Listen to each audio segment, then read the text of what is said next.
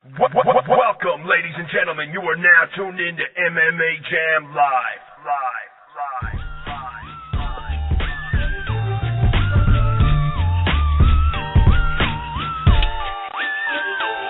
We don't play them games. You don't really wanna say our names. Cause I'm up in the morning at the break of dawn, with the fire in my eyes and my nuts in my palm. We don't lay down and die for no one. This is what we do, spitting fire for so long. We've been killing shit, damn right, we chose us. We control the fear, don't die for no one.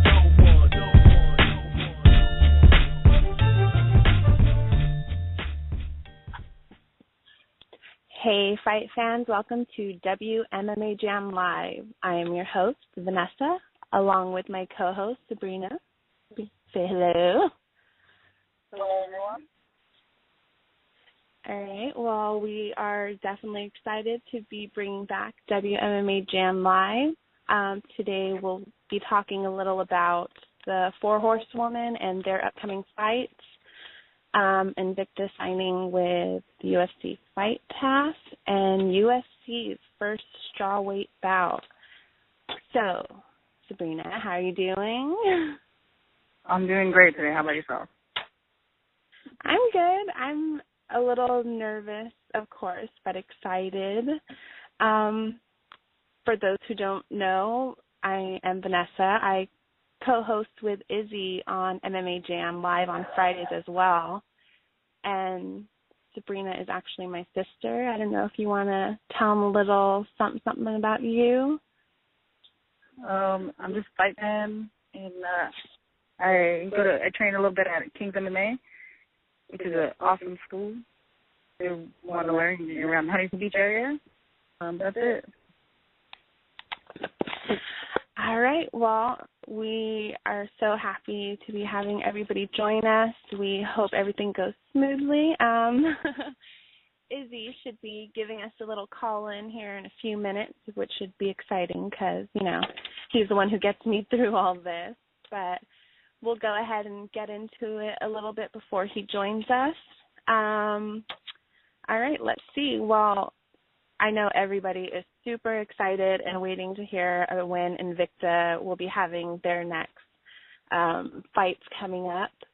They did, however, make the announcement that Cyborg and Cyborg is going to be fighting against. I'm drawing a blank on their name. It's the Gomes. India Gomes. Thank you. So I'm sure everybody is super excited for that. As far as Invicta, they did sign with UFC Fight Pass to have Invicta on there. They'll be showing all their live fights on there, and they will also be showing past fights from Invicta. So that's pretty exciting. Sabrina, how do you feel about that announcement? I think it's awesome. I think that there's a lot of people who do subscribe to Fight Pass and are huge UFC fans, and I think that will give the girls a whole bunch of exposure to new people. I think that it's going to be cool to have them reach more people. Well, I'm sure, too, with you, you're, as you said, you're training over at King's MMA, so that it's a women's fight organization, so it has to be exciting. These opportunities that are finally coming up for women in mixed martial arts, it's definitely blowing up really quick, really fast. So as a, potential fighter in the future, what does that mean to you? I just, like you said, more opportunities, more exposure, especially to a bigger organization like the UFC. It's really hard sometimes to get these fights, but there's a lot of more women's fights opening up a lot of places, a lot of different organizations that are trying to showcase these women, and I think it's awesome. I think it's going to be really good for any future fighter. Well, I mean, it wasn't that long ago that Dana White was saying women will not be in the UFC. Now you got the bantamweight division, you got TUF 20 coming up with the strawweight division, and Invicta signing with it. Who really thought that the women were going to blow up so big so fast? I don't know about so fast. I mean, I've been a fan for a while now. I was there when, Dana was saying new things and, was Elite XC putting on fights and things like that. But, you knew it was going to happen. These fights are awesome. These women are awesome. They always go out there to really showcase what they can do. Most fights are the best, the fight of the night. And, I just think it's awesome. I think that Dana White finally stopped being a little hard-headed and got some real talent in there. Sometimes these guys don't fight. Sometimes they're boring, and these girls, they always go in and give it everything they got. I definitely have to agree with you with all that. The women fights definitely have proven to be the most exciting. These girls go in and they're really putting their all into all the way through. And, it's not being biased, not, just because it's the women fighting. They really go in there and put on a show. So it's really exciting. And I know you said, well, not so fast, but considering from when they finally were like, okay, we'll let you in, to now it's like, these girls are finally getting so much exposure. And when I was looking at the list of, like, the top fighters in each division, I was like, man, that's a lot of women fighters. Like, that's crazy. That's the cool thing about the exposure with Invicta and everything is there's been a lot of these strawweights that are in the Ultimate Fighter, the top 20. They've been around for a long time. They've been fighting forever, and people finally get to see that these people have a lot of gifts, and they're really good at what they do. And it's cool that he's finally opening up and even letting better divisions. I wish he would open up a 145 division. Actually, I think that'd be awesome. Definitely 145. I think that would bring a lot more really good fighters in there. I think it would be some exciting fights going on if they had 145 in there for sure. I mean, you see with Invicta, they have, Cyborg versus Gomes, and those girls are fighting at 145 right now. So imagine a division with fighters like Cyborg.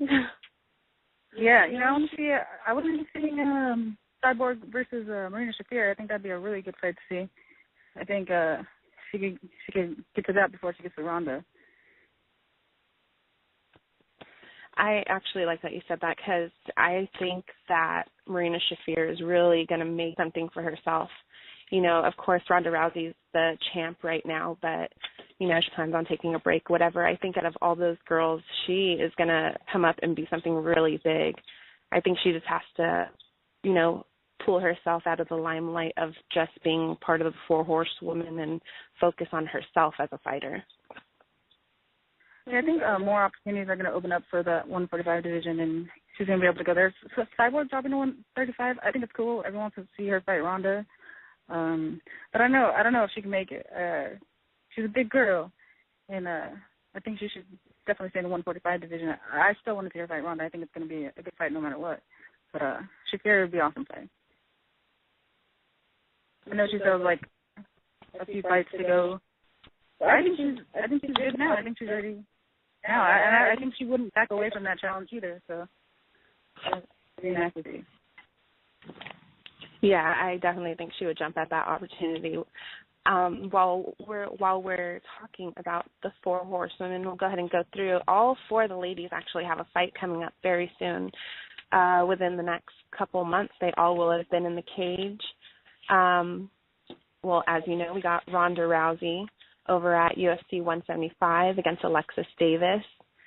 Ronda Rousey is 9-0, Alexis Davis 16-5. Everybody is excited for this fight, of course. Everybody wants to see Ronda in there. She's the champ. She puts on a pretty good show.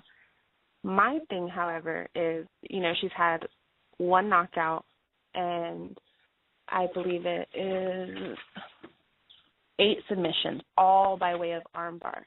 But correct me if I'm wrong, Alexis Davis has never been submitted, So it's interesting to see where that fight may go. Yeah, I mean, there's a lot of things that people say that has never happened to them. But, Ronda can get that arm pretty good if she wants it. And but Davis has fought a pretty long list of talented ladies. Baszler, La Rosa, Maxwell, Evander, Kedzie. She's fought the who's who. And there's a lot of, she's not going to be afraid of no one. There's a lot of experience there. And you just never know. Anything can happen in that cage. And I think that Davis clearly has a chance. I don't think she's going to be scared at all. And hopefully we'll actually get to see a longer Ronda Rousey fight, see some more of her skills. Not saying she doesn't have any. I would like to see her stand up a little more. But, hey, when that submission's there, you take it. Definitely. And like I said, all 9 of the submissions were by, or what was it, 9, 8, were by way of armbar. So, I mean, I'm pretty sure armbar nation, we know exactly where she's going with it. I think that's one thing, that I do wonder. She has had all 8 of those submissions by armbar nation. I mean, there's no real secret where she's going with that. Maybe it is time for her to mix it up a bit to try and throw people off. I mean, yeah, if it ain't broke, don't fix it. And she's an Olympic judo person for a reason, and you use your skill any way you can to be the person. So, like I said, if that submission's there, you go for it. But she's been training, doing some stand-up with a lot of good people. She gets a lot of stuff, but I feel like I haven't really seen anything too great out of her stand-up. But those arm bars they're beautiful. I like hearing all those arm bars. Those are beautiful. Yeah, man. I wish I could arm bar something like that.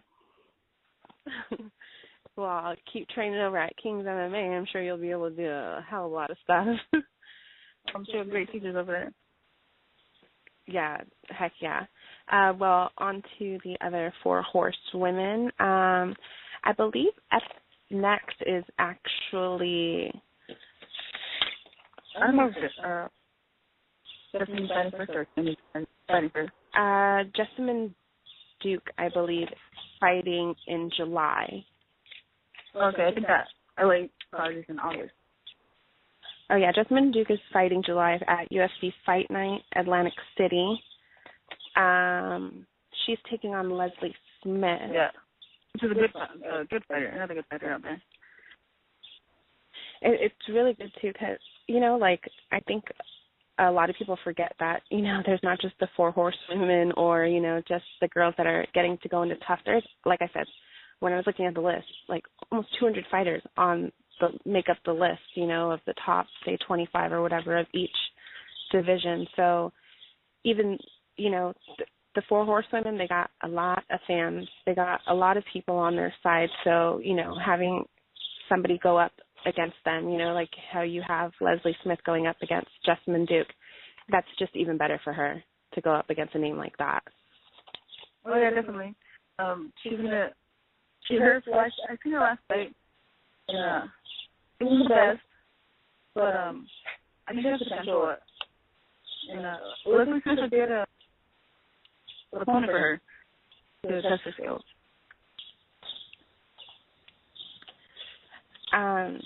Yeah, I definitely agree, especially the last fight. I was really surprised how that ended up going for Jessamine Duke. I always saw pictures of her in her training, and she was looking really good. I definitely didn't think it was going to go the way it did, so hopefully this fight works out a little better with her. Having those girls on her side and the gym they're at, they got a lot of good people on their side helping them train, so hopefully it turns out a little better for her. Also, we got 2 more horsewomen on there to go. Oh, actually, let's go ahead. I believe Izzy's calling us, so let's bring him on in. Hello, Izzy. I'm here. Thanks for having me. Thank you for being on. Hi, Izzy. You haven't really been introduced to Sabrina. This is my sister, Sabrina. Sabrina, Izzy. Oh, I just heard Sabrina talk, and I was very intimidated that she wants to armbar somebody. So I Izzy's won't. The perfect person for that. Oh yeah, well, I was gonna say that until she she wants to armbar somebody. So I'm not sure whether I should volunteer my services for that. Those are the best armbars. Normally I would agree, but there's the little thing about bones cracking and stuff that really I'm not sure I want to get into that. Oh, I'll tap. Oh, yeah, that'll be quick. You know, like once I'll you let go, don't tap my worry. arm, it'll be over. I wish it was that easy. Against me, yeah, it's easy. It's that easy. So, Izzy, I'm so excited you're on because I missed you already. We only get to talk on Fridays. I missed you so much, too, and I want to say before we get started, congratulations on this. I can't think of two better people to bring back Women's MMA Jam live. It's been gone for a little bit now, and I'm really excited for you ladies. Thank you, Izzy. Thanks. You're I'm so nervous. very welcome. You know, it's funny, Sabrina, because I was just talking to Vanessa earlier, and I said, I feel like I'm doing my first show all over again because this is the first time that I've ever been a guest on anyone's show. So, like, my stomach is in knots right now. So I definitely know how you ladies feel right now. We'll all do the first time together.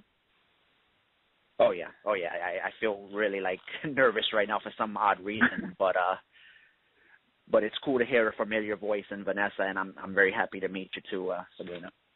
Oh, it's nice meeting you too. All right, you guys, well, let's go on into this. As we had said before, Invicta announced that they don't know when they will be having their fights, but for sure, Chris Cyborg versus India Gomes. I'm super excited to see Cyborg in there.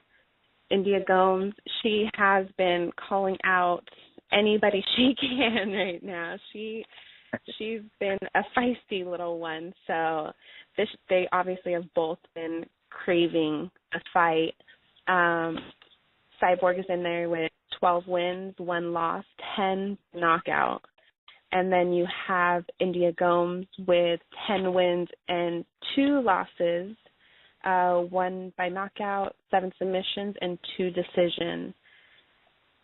Honestly, I don't even know how to say where this is going to go. Of course, always when you think of Cyborg, it's like, oh, well, that's crazy. Of course Cyborg's going to win, you know. But you look at India Gomes, and she has quite the record herself. She's fought against some amazing people, so it's so hard to say where this is going to go. What do you guys, Sabrina, what are you thinking? I'm a Cyborg fan. I love Cyborg. I think she's a beast. Obviously, other people think that too, some for different reasons. But, yeah, you don't see anybody in there going in there and just being so aggressive like Cyborg is. And I just think she's going to run over her, and hopefully she can make that 135 and give us an awesome fight against Ronda Rousey. And that's no offense to the other girl. It's just it's Cyborg, man. Cyborg.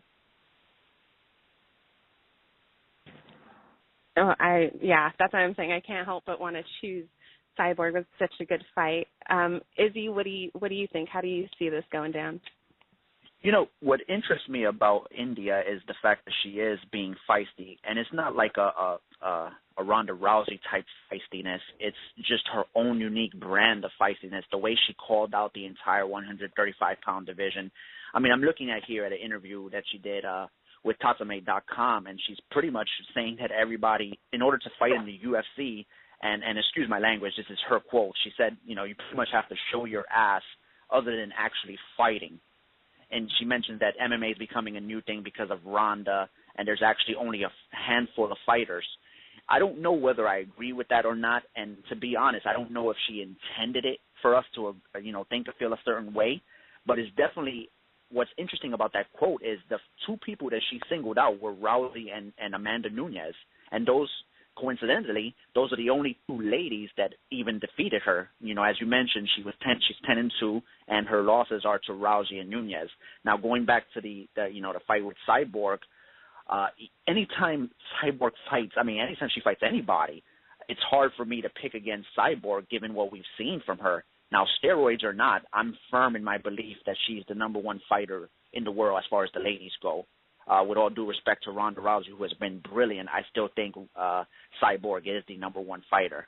So going into that fight, I have to go with Cyborg. Until proven otherwise, she's the best there is. I agree too. I think it's cool to call people out. I think you have to. I don't know about having to show your ass, but I think you have to show yourself. And like Sarah Kaufman, she'll go in against anyone when it comes to words, but she's not, being too weird about it. I don't know the right word right now. But didn't she say something about Cyborg ducking her because it's getting hurt or something? Yeah, actually, I do remember when she was calling people out. I think she was telling Holly Holmes, I think, she was saying, don't waste your time trying to fight Cyborg. She'll duck you like she's ducking me. But I don't understand that at all. Didn't she get hurt for their fight? So that doesn't really make any sense. She hurt herself, that's why they didn't have that fight. And Holly Holm, I think Holly Holm versus Cyborg would be a good fight, too. I think it'd be probably a better fight than her versus Ronda, because Holly Holmes has that boxing. She can keep her distance and throw hands, and I don't know if Ronda can throw hands with Cyborg. And I mean, Jill is great, but who knows if you can do that to Cyborg? Can she throw around Cyborg like she throws everyone else around? I don't know. But against Jones, I think I'm sorry, I just think she's gonna run her over.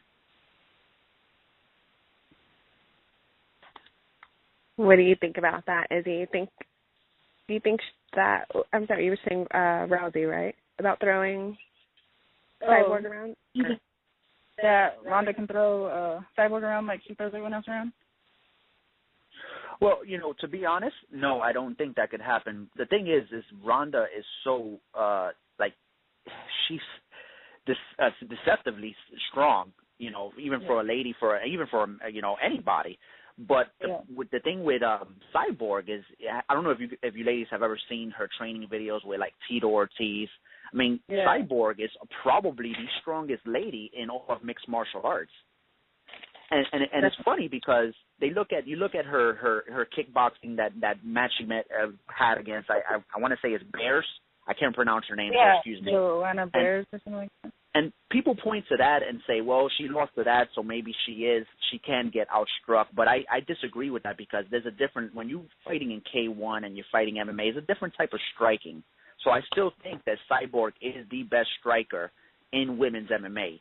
And you can't really point at her loss in under K1 rules as a way to say, hey, she's not a very good striker. So I think if anybody stands in front of Cyborg, it's going to be lights out, whether it's Rousey, Gomes, it does not matter at all to me. So I think whoever stands in front of her, it's just going to be a very short night. I definitely agree there. It's going to be such an exciting fight. I can't wait for it. I can't wait simply for Invicta to just announce, yes, this is when our fights are going to be. So many people are going to go crazy when they finally hear that, and to have this as the main event, that's already showing how amazing this fight's going to be. Go ahead. Well, I completely agree with that, and I think that the part of her interview with Tatame, I'm talking about India Gomes, she was talking about women showing their asses, and I kind of understand where she's coming from. Basically, you look at a girl like Paige Van Zandt. I have nothing bad to say about her. I had the honor of interviewing her way back when, and if you guys remember, she was supposed to be on Tough 20, but her age, she wasn't 21 or whatnot. But anyway, it's hard to believe a girl like Paige Van Zandt, who hasn't, let's be honest, she hasn't proven anything in the sport, and yet you have a girl like Lauren Murphy, who's the Invicta Bantamweight champion, and yet the UFC is not even giving her a look. If I may ask the question here, what do you guys think about that? Oh, yeah. Paige Van Zandt? Oh, okay. Yeah. I think that's a little bit of marketing, to be completely honest. And I get it, sex sells, whatever. But it's going to be embarrassing if she can't back it up. You got to think about that. Yeah, you want to show your ass, great. That's fine. If you think that's how you're going to get in, great. But you still have to stand in front of millions of people and show what you're doing in that gym. And if it's not up to par, everyone can see that real quick. So it's not going to matter if you show your ass. Yeah, you'll get in there, and that's cool. I fought in the UFC a couple times, but I don't want to just fight in the UFC. I want to win in the UFC. So hopefully she's training that ass off. I like that, how you just said it. She's training that ass off. It's so true, though. That's when I first thought, too. They're supposed to be going through TAF to show who they are, and she just gets a free pass straight into the UFC, you know, it's kind of unfair. You got these girls going through the whole process, showing who they are, fighting to get to that point, and then she gets to pass them all through. And she's underage, whatever. I think that's something that she's still grown. She knows not to drink the alcohol, so she still could have been in that house. And like I said before, in the tough house, you're training the whole time. So really, if you're over there drinking, like, that's your bad. That's not something you would do during normal training. So I'm definitely worried for her. I mean, you got to look at the girls that are going in there and who she's going up against. And, you know, we'll never really know if she has what it takes until that first fight. I think she does.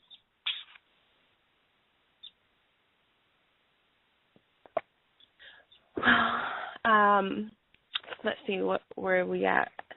And go ahead. How do you feel about that Fedor comment about women should be taking care of the kids and in the kitchen? I'm glad you asked that, and everybody that's followed me for a long time knows my initial stance on this whole women's MMA thing was that I was against it because as a person, like, you know, a person like me is very overprotective of the ladies that I have in my life, whether it be, you know, wife, mother, sister. So my initial thoughts were, look, I can't watch two ladies punch each other. Like, it just bothered me. You know, as Invicta came around, it started changing, and now I'm very much for it. But it wasn't like what Fedor said. It wasn't like I thought, hey, women should be in the kitchen. That's just ridiculous and a very sexist comment. But I understand where he's coming from. He's very old school, as is George St. Pierre. So while I don't agree with his comments, I think they were, like, I'm not going to call him misinformed. He's the great Fedor, for crying out loud. But I will say that he needs to go back, get with the new school mentality where it's like, I mean, I hate to sound cliche and say it's all about equality, but in a sense it is. I mean, women should be able to do anything that we can do, you know, that men do. And, you know, that's pretty much my stance on that whole thing. I don't agree with it, but I totally understand where he's coming from. He's Russian, right? Come on. Yeah, that's the thing. I think people, when I first heard it, I was like, what? Like, really? You're going to say that? But like you said, he is old school, you know, he's Russian. Everybody has their own opinions. I just think that the way he said it was a little disrespectful to the women, you know, in mixed martial arts, and maybe it's something he should have just kept to himself, you know? Oh, yeah, definitely. All right, Izzy, I don't know if you wanted to hang out with us for a little bit. Oh, no, or... the stage is all yours. I'm gonna stand. I'm gonna just tune in and listen. I don't want to take up too much of. This is your time, and I wish you the best. And again, thank you for having me. It's a tremendous honor. I'm really happy that you let me come in and hijack the show for a couple of minutes. You know, even though I forced you to do this, you know. I really appreciate you coming on here and talking with us for a little bit. It was really fun having you on here. Oh, definitely. I'm available on most Wednesdays. You know, just hit me up, and I'll be glad to do this again. And again, best of luck and congratulations to both of you. I'm very happy for you. Thanks. We have an Izzy segment. All right, ladies, have a good night, and best of luck on the rest of the show. You too. Have a good one, Izzy. You too. Bye-bye.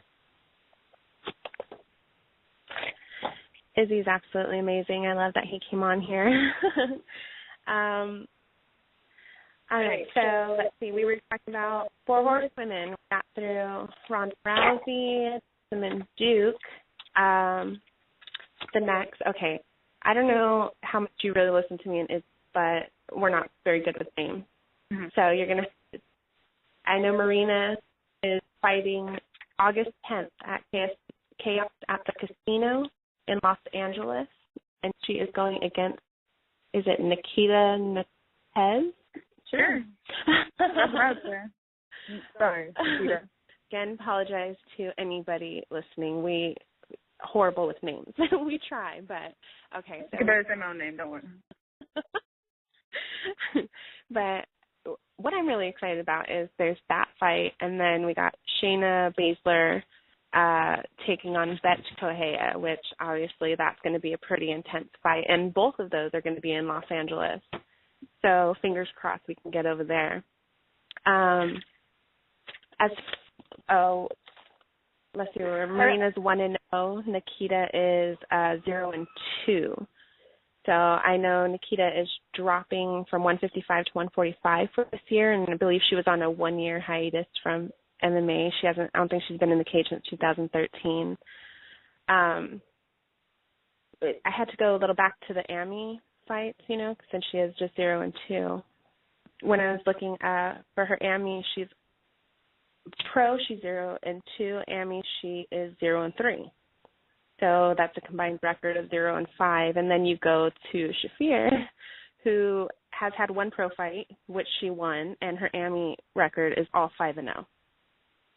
So I'm kind of wondering where they were going with that matchup on this one.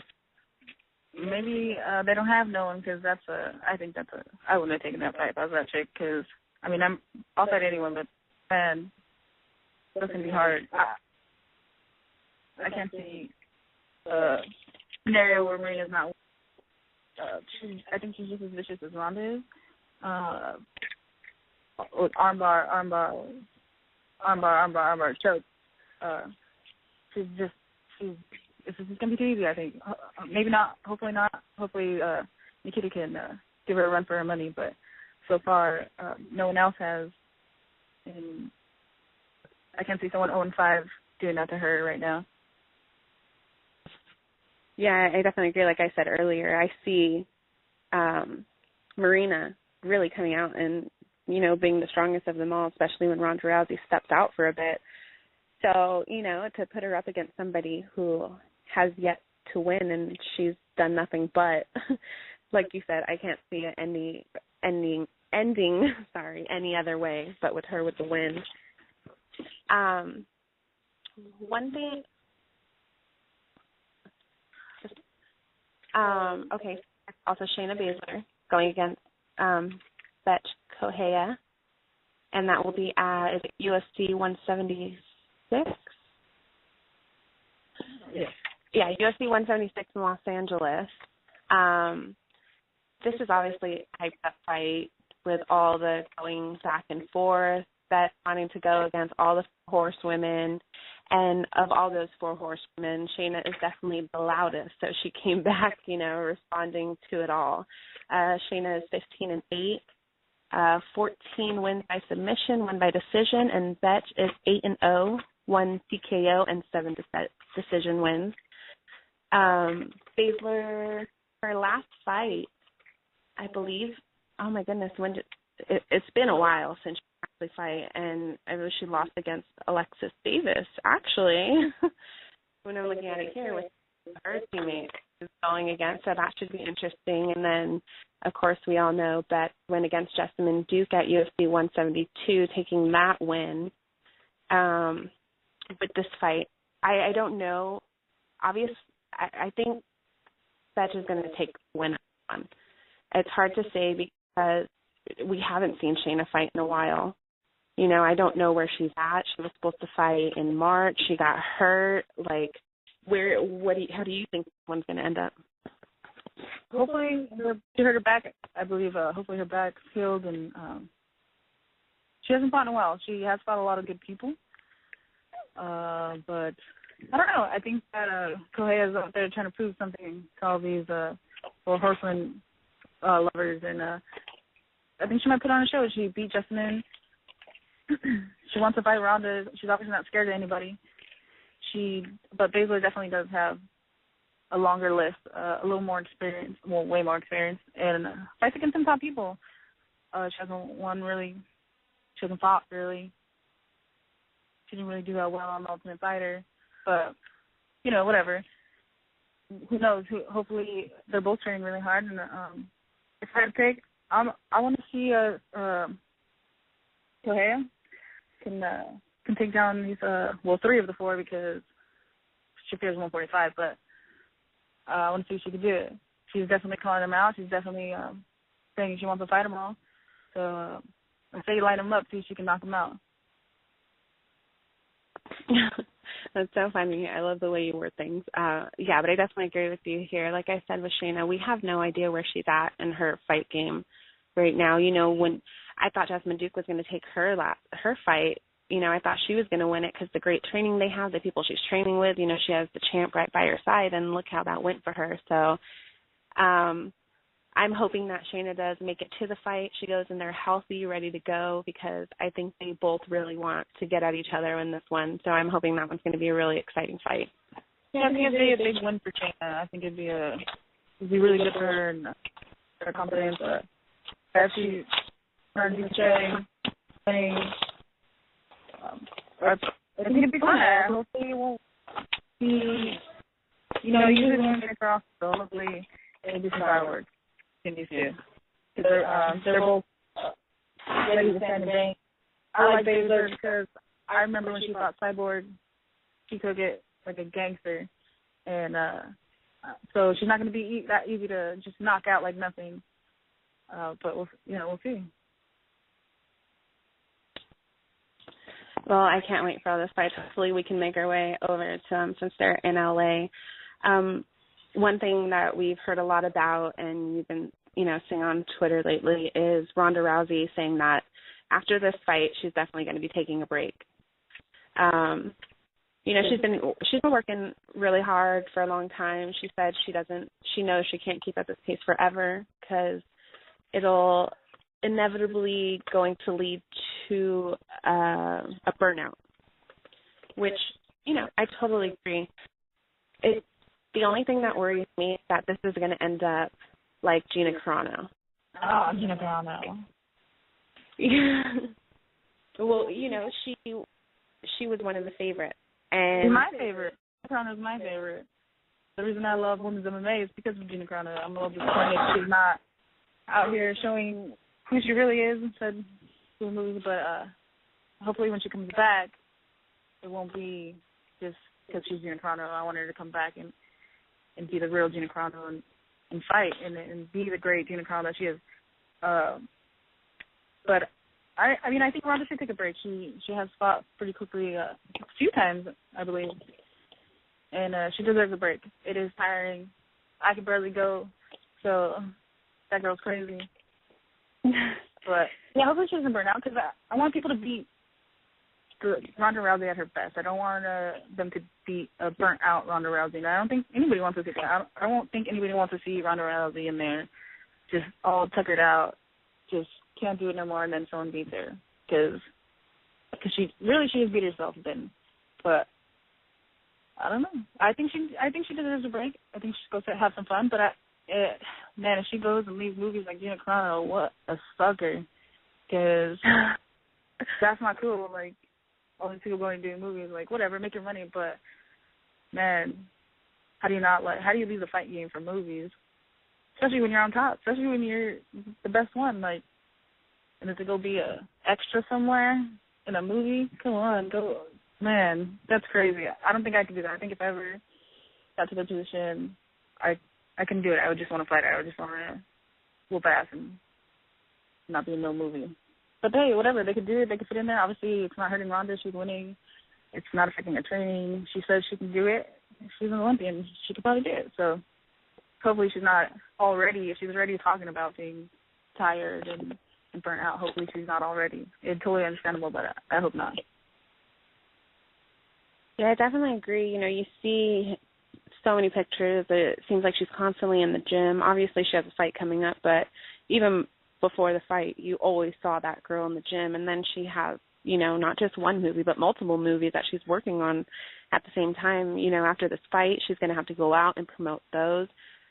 I think she is a great fighter, and it would just be a shame for all that to go to waste to be in a movie.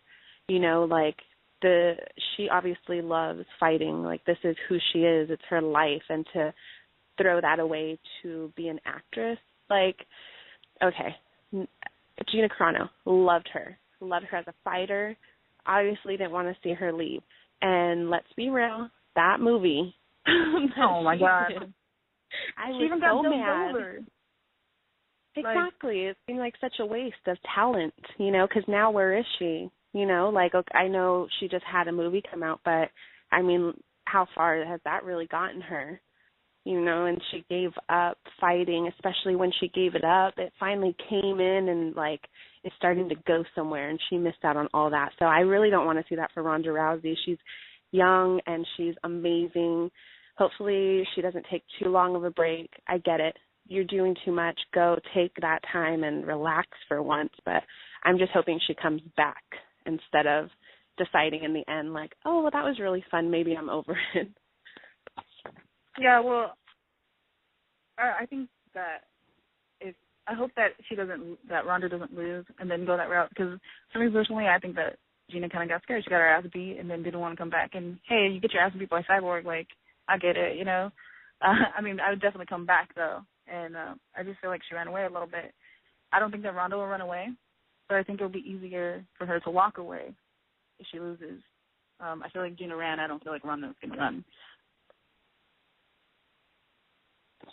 Well, I definitely agree with you there. I do apologize. I forgot that to mention who our guests are going to be, which I should have done in the beginning, but in the next few minutes, we're actually going to be joined by everybody's favorite, Stacey Lynn.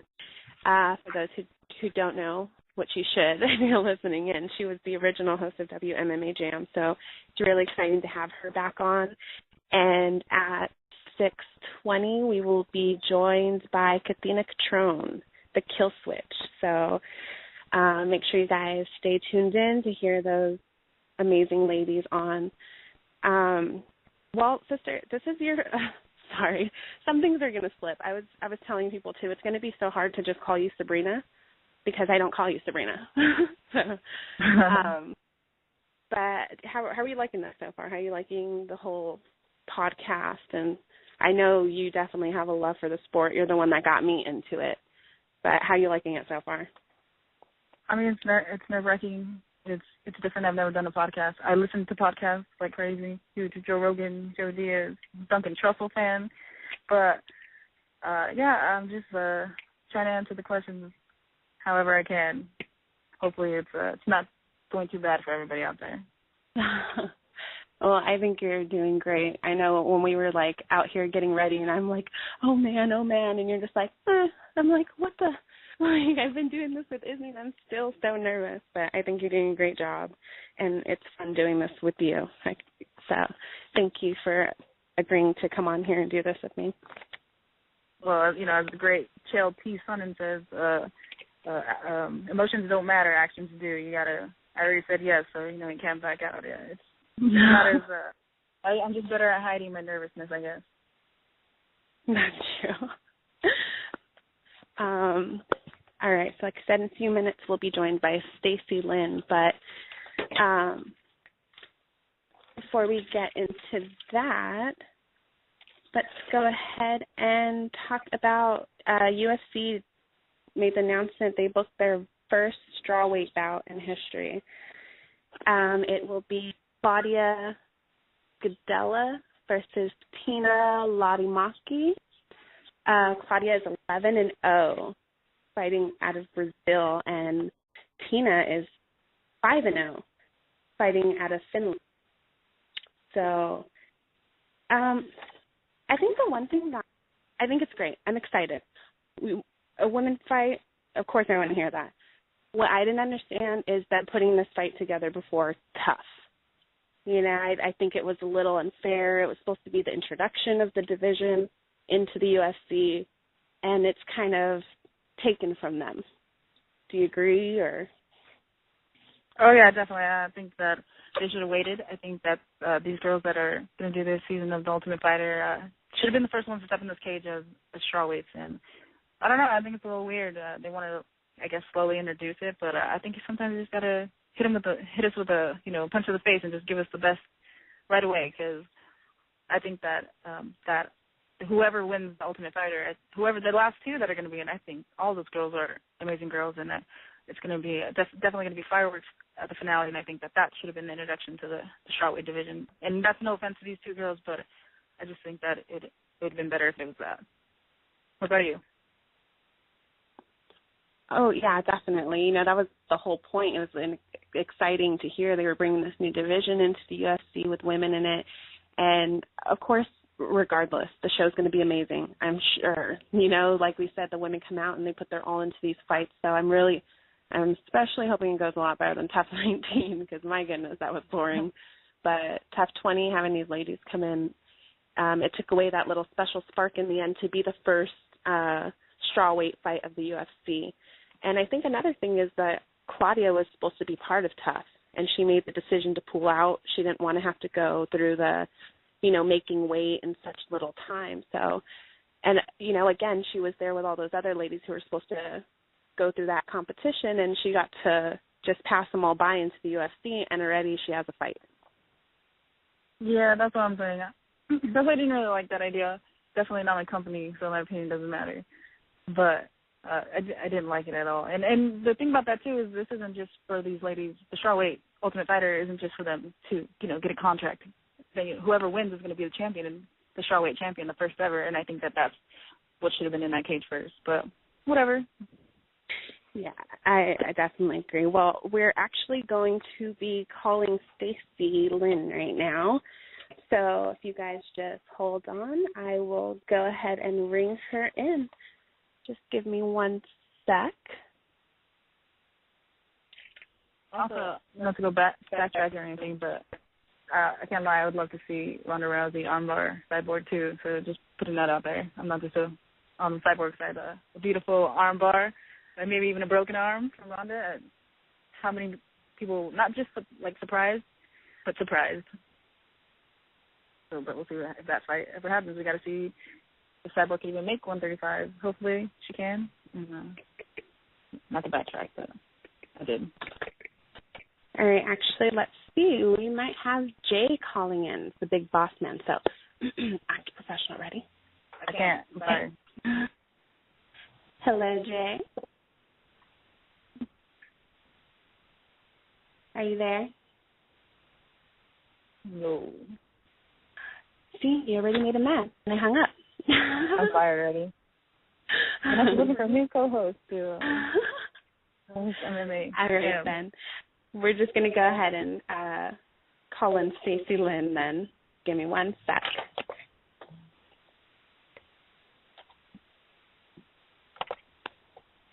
Oh, now I get what Izzy says about not being able to dial at the same time.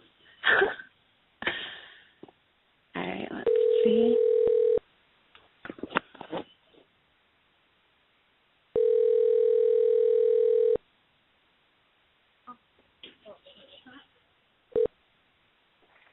Hello. Hello, Stacey. Hi. Hi, how are you doing? It's Vanessa at WMMA Jam. I am doing How's good. it going? I'm just getting home from training, so sorry if it's loud. Oh, no, it's okay. How did training go? Well, I was actually at the gym cutting weight, so it went awesome. Wow, that sounds exciting, hearing you're cutting weight. Well, I just want to say it is such an honor to have you on here. Obviously, WMMA Jam, this is your baby. You're the original host. So I am excited to have you here joining us for the comeback show. So thank you so much for taking the time to talk to us. Oh, I was so excited.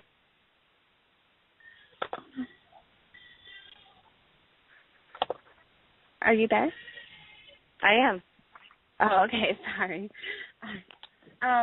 Well, actually, since you brought up about training, I didn't even know this, honestly, but what most people don't know is you are not only a host and a psychologist, but you are also a MMA fighter. How did you get started in the combat sports? Well, I always wonder when I started because I don't remember if it was 2009 or 2010, but I started taking a women's self-defense class, and I really liked it. I started doing jiu-jitsu. I really fell in love with no-gi jiu-jitsu, and I did that basically for a year. Went to a couple different gyms, and the first time I ever went to a Muay Thai gym, I got my ass kicked. So I decided that I wanted to learn how to do Muay Thai, and that's really what I've been focusing on a large part of the last 3 years. So I took my first fight in July. I did a MMA fight against Katie Collins in Branson, Missouri. And then I had my first Muay Thai fight in November of just last year. So kind of fell in love with the sport. I fought when it made sense for me. I really enjoy the competition, and that's kind of what's kept me in the sport. Well, I know you weren't too sure about the year, so, you started training 2009, 2010. You had your very first fight, you just had it last year against Katie Collins at the show fight, Summer Smash. What did it feel like to finally get to step in that cage and fight? Oh, it felt great. It was really weird because I thought I'd be anxious. I get test anxiety all through grad school. I had some test anxiety, so I thought I'd be anxious. And I was really at peace. It was the calmest I'd felt in a really long time. And I lost the fight. I lost in the second round TKO. She was a much better grappler than me, and she was really strong.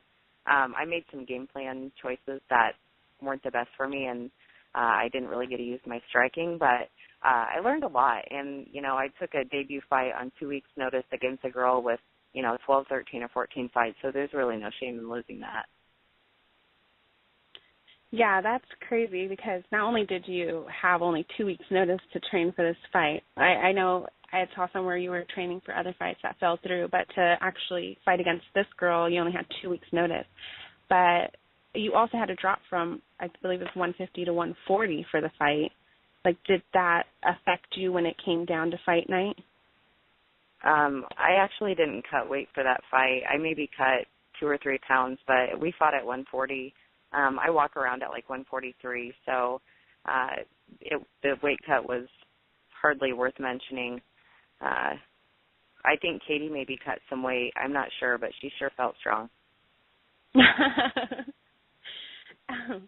Well, I had seen where you mentioned before that you would love to go pro, maybe make it to Invicta. I know you said you were, in their training. It's still something you want to continue? Is there any chance we will maybe see you fighting in the cage anytime soon? That's a good question, and really the good answer is it depends. I don't make any promises to myself about being a world champion, and honestly, if my journey in Muay Thai and MMA takes me there, great. If not, that's fine. I have a full-time career that I am very, very passionate about, and I love quite a bit. So I feel like in order for me to go pro and to make it to the level of Invicta, I couldn't work full-time, and right now I'm not willing to sacrifice my job. Oh, yeah, I totally understand. Being a psychologist, it's not just something you learn overnight, so you obviously had a big love for that to make that your career.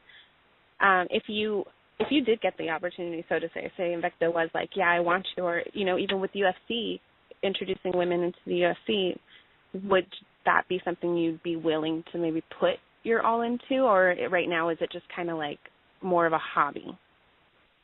I'd say right now it's more of a hobby. I really love fighting. I do. And like I said, to make, I'm not trying to sound pretentious, but to make the money that I make at work in fighting, I would have to be in the top tier at the UFC. And I'm not talking like Ronda Rousey. I'm not making that but, I make a really good living, being a single female with no kids, and I don't have a mortgage, I make pretty good money. So I would sacrifice it for the love of the sport, but, right now I really, truly get a lot from what I do at work. It's very fulfilling, and so right now I'm just kind of balancing both passions, and wherever both roads take me, that's where I'm going to be. It's amazing because at least you get to still have your love for MMA on the side while you do it. Yeah. As everybody knows, Invicta signed to join forces at the UFC Fight Pass to show their fights live and their archives of past fights. Like, what were your thoughts when you heard that? My initial thought was, finally, I have a reason to buy Fight Pass. Honestly, I felt like a couple of my teammates had fought on Fight Pass before, and I watched it for that. But other than that, I didn't feel like I needed to spend extra money to see fights that were previously free. and they weren't really fights I was interested in. But now that Invicta's on there, I mean, I still plan on going to Invicta in person because being there live is so surreal. But I'll definitely subscribe to Fight Pass, and I think thousands around the world felt the exact same way. So props to Shannon Knapp and Dana White for working that out. I think that's awesome, and it's particularly great for women's MMA. Definitely. I thought the same thing you did. When I heard that Invicta was joining forces with them, I was like, okay, maybe I will get it. You know, the Fight Pass is sounding a lot better now. Well, also, you know, as a fighter and fan, how does it feel to see women's mixed martial art blowing up the way it is? I think it's great. You know, I remember interviewing Julie Kedzie and Shayna Baszler, and they would talk about fighting in bars for a couple $100, and just really to see the progression of women's MMA has been great. And the greatest part about women's MMA coming about right now is that there's so much talent that hasn't even been, you know, to the level of Invicta and in the UFC. So, you know, there's a solid foundation and many veterans still in the sport. So I think that women in the UFC are definitely going to thrive. I definitely agree with you. There's so many women out there who they've got so many fights under their belt, and they finally get out there and get to put their name out there, and people get to see it for themselves. You know, it's the only thing that sucks is some of those women do have a lot of fights under their belt, you know, so at some point they're coming to the end of their fight career, you know, and it would have been nice to have just seen them all, you know, at their peak. But I'm definitely excited. Well, like I said, your host as well, you've had the honor of working with a lot of great fighters and interviewing a lot of great fighters, you know, Shayna Baszler, and you've worked with Jens Pulver. Did you ever think that this is where you would be, like this is what you would be doing with your life? Absolutely not. And it's so funny because people always ask me how I got into media, and the real answer is it fell in my lap. You know, I met Megan Goodwin, and through Megan I met Jay, and Jay had asked me to do a co-hosting gig with Izzy, and I really enjoyed it. I really had a good chemistry with Izzy, and so I started co-hosting with him. And then I just wanted to do an all-women show. I felt like, you know, there needed to be a platform to not only give, you know, the professional fighters, but I had female youth on the show and some fighters that no one even knew about. And I've just made some really cool connections through the show. And so having those, you know, I was really surprised at how well Women's MMA Jam took off. You know, I still feel like I have a lot of loyal fans, and that's weird to say because I don't think that I need fans. But I've been working with a lot of different fight promotions. MMA Futures has really given me a lot of opportunities.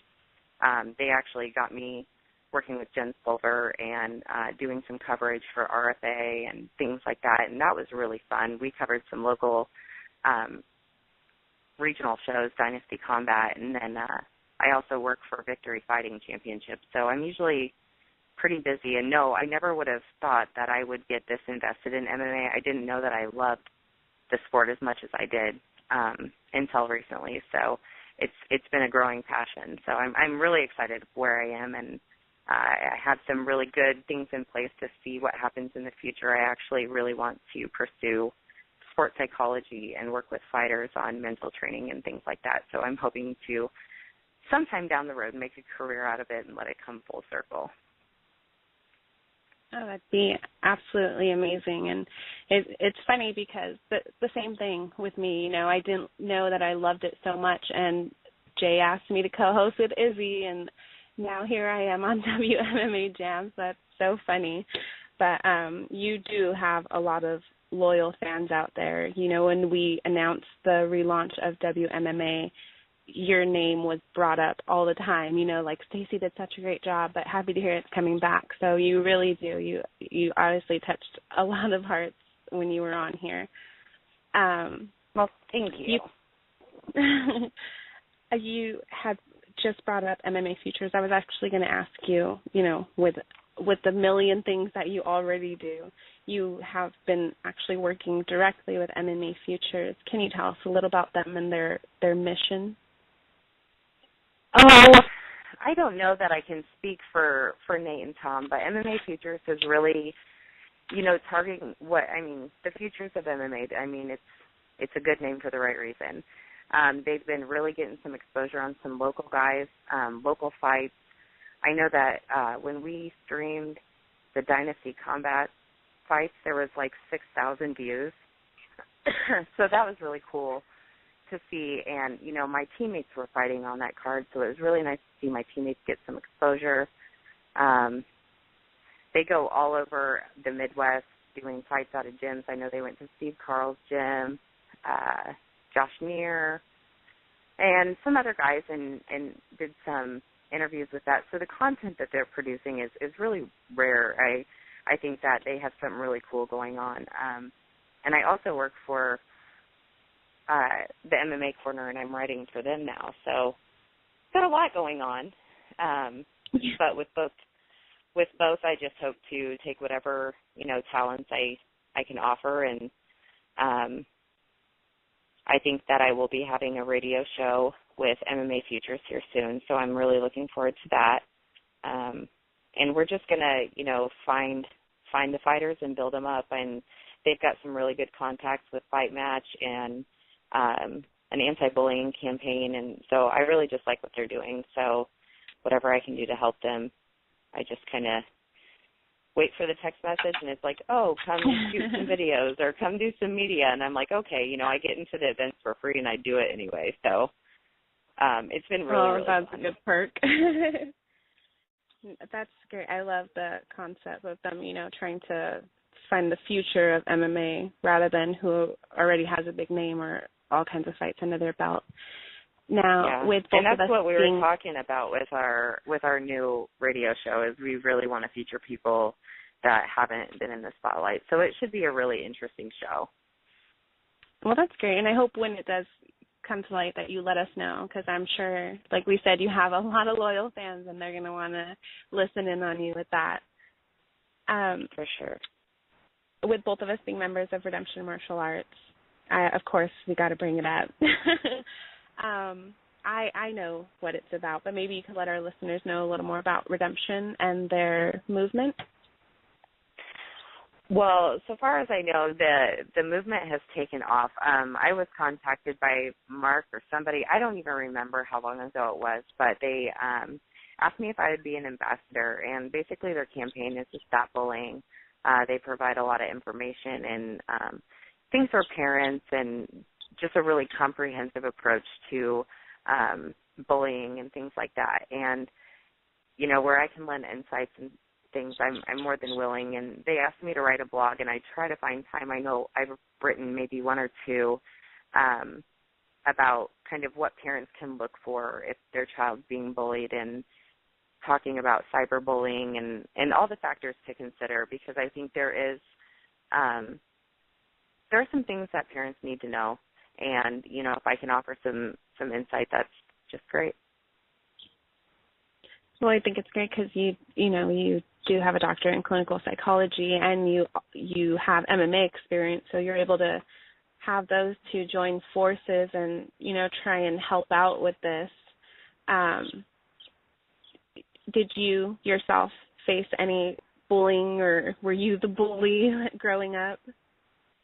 No, I never got bullied, and I was never a bully. I kind of got along with everybody, but I did witness people get bullied, and I thought it, I was always the person to say something if something's not, nice, but, and I'm sure that I went through an adolescent phase where I was not nice to some people, and once you're older, you realize that it's really not worth it, and if you can share that knowledge, even with kids. I mean, I've worked with kids before, and you can understand. We've all been, a teenager, and it's helpful when you understand, because then you can teach the parents. So it's a really interesting position. But, no, I've never been bullied myself, and I can't say I've ever been a bully.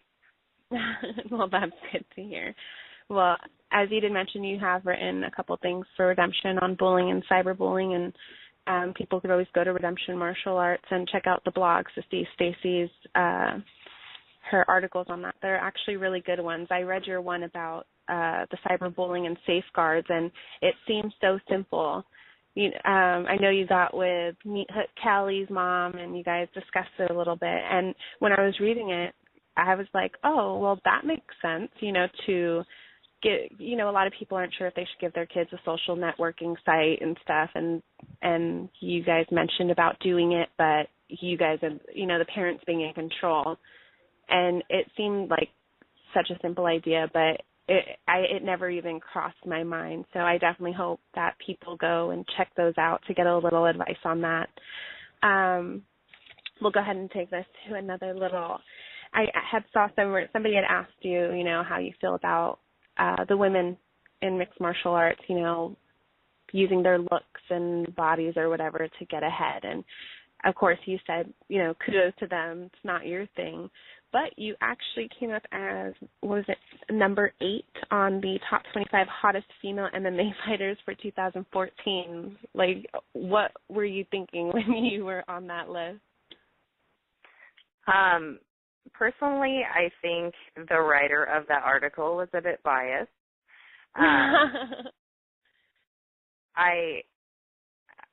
I don't know. I mean, I didn't write home about it. I wasn't excited to be considered, sexy or whatever. I don't particularly want to put that image out there. I don't think that it's necessary. I've always said, we live in a world where I know that if I put up a picture of me in a bikini, I'd get 10 followers, but I would rather earn followers and stuff like that and notoriety because I'm intelligent and, I'm passionate and I'm a good person. So I don't know. I mean, I do commend the girls that do that. I mean, if you got it, flaunt it, but it's something that I'm interested in. Yeah, I totally understand where you're coming with that, because that it seems like that's what the focus is a lot in women's mixed martial arts.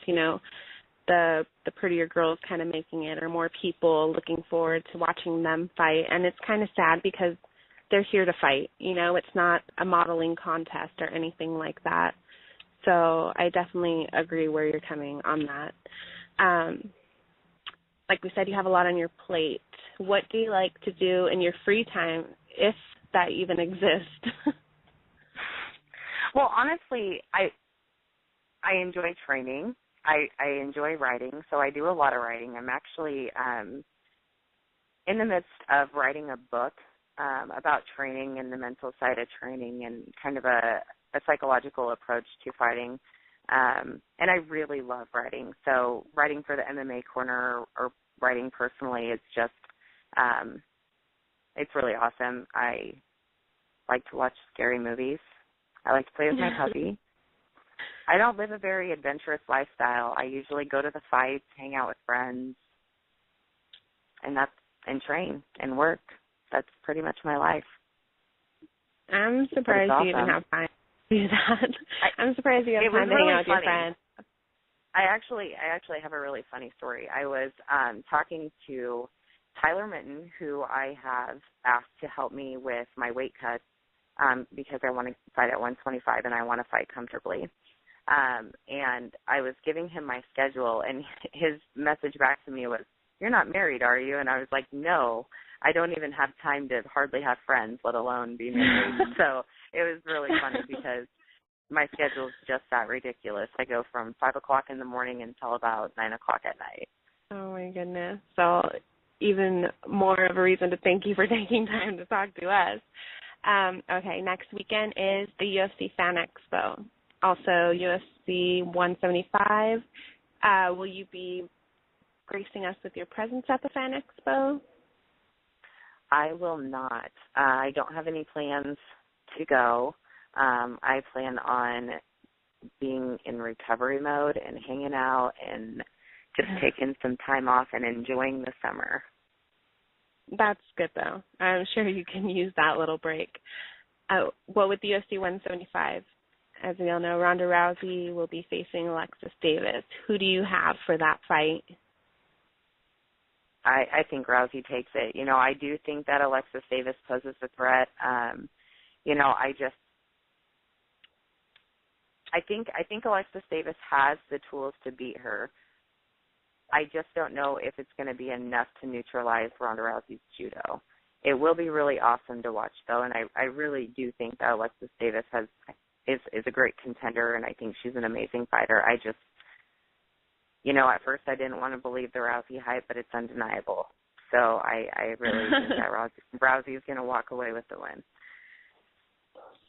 All right. Well, I must admit, when Jay told me that you were for sure going to be on the show and stuff, I was so nervous because like we said, this is your baby. This is all you, and I didn't want to blow it or ruin it or anything. But I must ask you, how does it feel to be on the other end of things? Usually you're the one interviewing people, and now you're being interviewed. I don't know. It feels a lot like interviewing. It feels like a normal conversation. I kind of approached radio like I was having a conversation with one of my friends. So I think that's why interviewing is so easy for me, because I didn't really put the pressure on myself because, whatever, it's just a conversation. So, but it felt really good to be asked to be your first guest. That really, really hit home and meant a lot to me, and I know that Jay knows that. So thank you guys all for choosing me to be your first guest.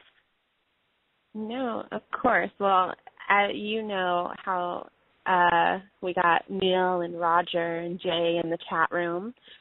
So we have to go ahead and bring along their usual ending question. They wanted me to ask you, who do you think would win between a gorilla and a crocodile?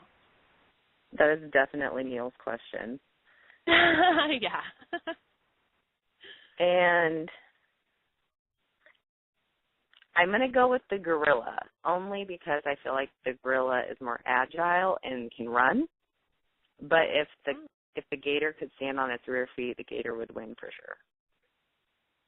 Or crocodile or whatever it was. Oh, yeah.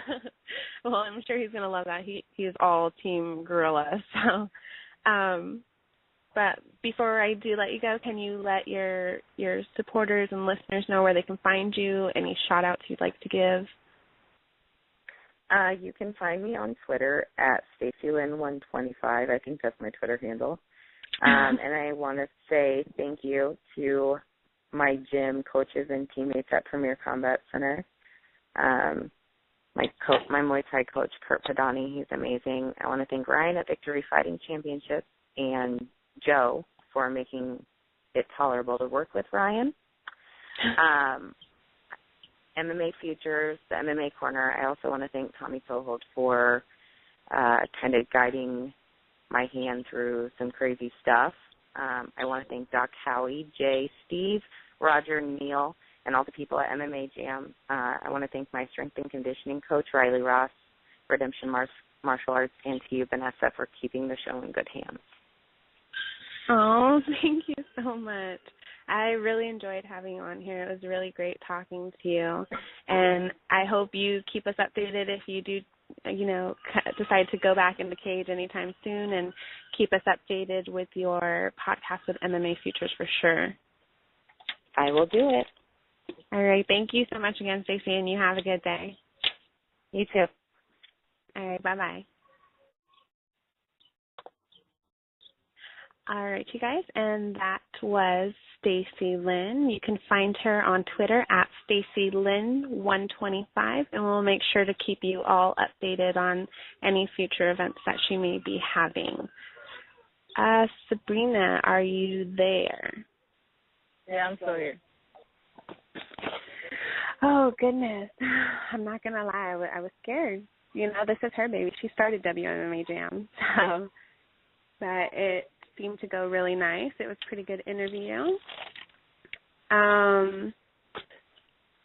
next, in maybe about the next 10 minutes, Sabrina will be joined by Kathina Catron. Are you a little nervous for your first interview? I'm more nervous for this than I was for just talking because, I'm not good with people sometimes. And you have to be nice because you never know if you're going to meet her. I can never make. Was she 150? I believe. But still. You never know. Watch your mouth. I'm just Might kidding. just like catch me on the street or something. That's different. Talking about all this UFC Fan Expo, I am so excited to be going. Did you see the list of fighters that are going to be signing and be at the expo itself? I'm not going to lie, I have not. I'm just going to go surprised. I'm not going to, I have nothing planned. I know no one is going to be there and nothing that's going on. I'm excited, though. Yeah, I'm super excited. I can't wait. There's going to be a lot of great people there. Actually, well, not at the expo, but I know Tough Enough. Was it Tough Enough? Yeah, Tough Enough is going to be their second year in Las Vegas doing a show at the Fan Expo. Their fights are going to be July 3rd, actually. I know they have one female fight. It's going to be Autumn King versus Shannon Reed. I think Autumn is still an amateur fighter. This might be her. Yeah. Oh, yeah. Shannon Reed, it looks like she had one pro fight. And Autumn King, her AMI record is 2-5. She went up against Jessamine Duke not that long ago, and Ronda Rousey. And unfortunately, she lost to them. Of course, Ronda Rousey via armbar, Jessamine Duke, unanimous decision. But that's still kind of amazing for her to have those girls on her list of fighters, and she's, going to be at Tough Enough. Definitely some experience. Well, we'll help her out. I like Tough Enough. I think it's awesome. It's been around for a while, and I think it's great. I'm excited to see it if we get to see it. I'm down. I want to go see it. Yeah, I want to see everything there. We can't see everything. Man. All right, fine. I was excited to see, actually, I think it was the International Mixed Martial Arts. They're going to be having their fights. Well, they're going to be starting their fights a little during the week, but they're going to end it inside the actual Fan Expo.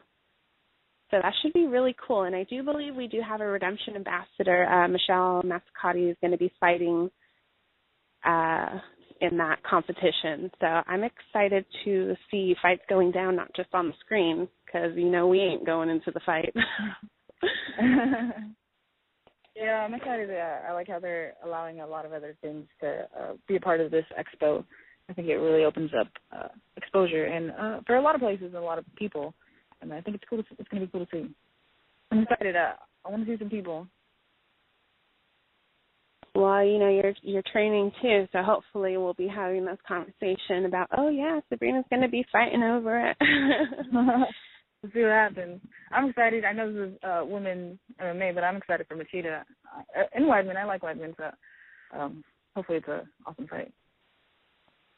Oh yeah, definitely. That's what's even more exciting is not only is it the Fan Expo, but you have those amazing fights go down. You got the Tough finale is going down that weekend. What did we say? We said Tough Enough's going to be there. The IMF. And there's lion fights going down. There's a lot of fights going down, so it's going to be a great weekend. But let's see, in a couple minutes, you will be joined by Kathina Catron. Okay. On the Ultimate Fighter finale, there's a girl fight. Morris versus Jeffrey. I don't know how to say her. I'm not going to lie. Oh, Morris. She was on Tough 18, right? Yeah. She was an Ultimate Fighter. That's really good. That's exciting because, a lot of the girls after Tough, you didn't really see anybody. You saw Raquel Pennington, obviously, at, I believe it was 171. She lost to before. That's just unnecessary. No, Raquel won. Your lady won. Don't fret. Oh, yeah. But she beat Juliana Pena before. She actually knocked her out. Or TKO.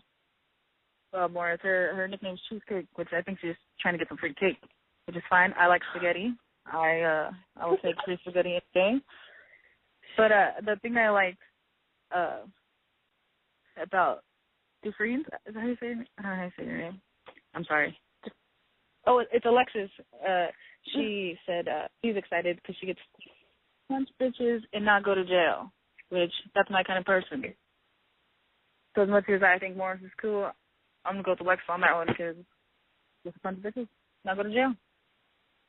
As soon as you said that, I was like, whoa, you said that or she said that? Because that sounds exactly like something you would say. That's, yeah, definitely. That's crazy. I think that Morris has fought a couple better people, but I don't think that's going to matter. If this girl loves to fight, I think that doesn't matter. I mean, it says that she just beat Kathina Catron, which I didn't even know, fans, I didn't know she was still fighting. That's awesome. But she's a cheesecake and 6-3 cheesecake with this win, but I like a person who's going to go in there and just who wants to fight, who wants to punch bitches in the face. Yeah, that it should be really exciting. Like I said, with after Tough, a lot of those girls, you didn't really hear anything about, well, other than the 4 horsewomen, obviously, but all the other ladies you didn't hear a lot about. So it's nice that, in Tough, like the training, the way it's set up, they're only there for so many weeks. Like, I don't feel like you really get to see the true fighters because, they're the way they're having to set everything up, it throws off their game. So you get to see how they really fight when they come out of it and they've been healthy and getting in there. So hopefully it worked out for her. But with Alexis, it sounds like she's ready to go. So I'm excited. That you said that one's at the Tough finale, huh? Well, that's really cool. That's on Sunday. I like that they added a woman fight to that. That's the one thing, like with fight after fight after fight, there's so many men fighting, and every once in a while they throw you a women fighter. So I'm excited for that. We are actually going to be joined by Kathina Catron. So just give me a second, and I will call her up. I'm scared, guys.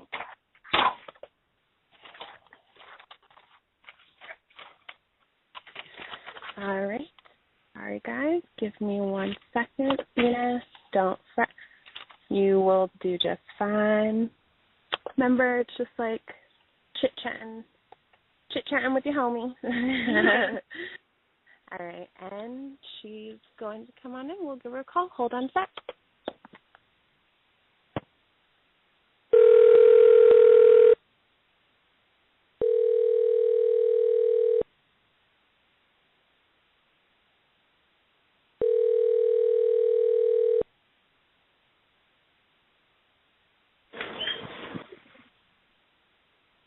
Hello?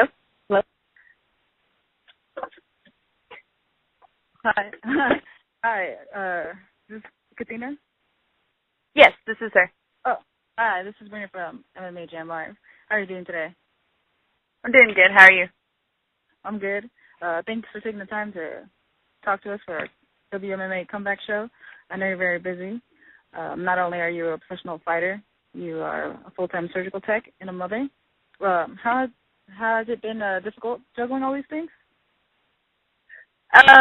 No, not really. I mean, it some days it seems worse than others. I go to work for 8 hours, and then I get off from that, and I take call on top of that, once a week or every 6 weekends. So that's a mess. And then my son, he's actually started playing baseball, so it gets hectic at some points, but it's something that we want to do, so we all jump in and get it done. Baseball, I like baseball. Nothing wrong with baseball. Yeah, your son doesn't show any interest in MMA. Yeah, he actually he likes to roll some, but he's real active, so we have to calm him down so he can. But and he likes to box too. He's got he can actually work the mitts. It's actually real cute. Oh, that's cool. That's awesome. You would be okay with him being in the cage? Oh yeah, most definitely. I'd probably. Sorry. Oh, I said, or even boxing. Oh yeah. I would love him to do it, but I really don't think I would be the one that could corner him. I think that'd be up to somebody else. Yeah, I can see that. Oh, that'd be hard. I seen that you've never missed a training session. what is it that motivates you to keep going and going so strong? And how often are you in the gym training? I'm actually in the gym every night. I get off at 4 o'clock, and then about 5:30 I go and lift with my strength coach, and then from there, there's some days, not every day, about once or twice a week here lately, I'll go and do some sprint work and stuff, and then I go straight to the gym, and from 7 to 9, sometimes 9:30, we do MMA training. So, and it's every night, Monday through Friday. Yeah, that's crazy. You're crazy. Last week you said you're the only female training in your gym. Is that still true today? As of right now, I'm one of the only fighters. We have another girl that she's coming up. She trains a lot with us, and we have some girls in there that are training just to get in shape. But as far as MMA, pro MMA, I'm the only one. Well, not only have you been training consistently, but last year alone you had 6 fights, which meant cutting weight 6 times. What was that like for you? And did it take a toll on you health-wise? No, it wasn't that bad. It got easier because, I got a lot of help doing it. So I got one of my good friends. She helps with my nutrition side. My boyfriend, which also my coach, he helps me stay down and stuff. So it wasn't actually really bad at all. Maybe the first couple because, it's when your first initial you're starting, but once you get down and you stay down, it's not that bad. Do you have to cut a lot of weight? On sometimes I do, sometimes I don't. It just depends on if I want to be a fatty. Yeah.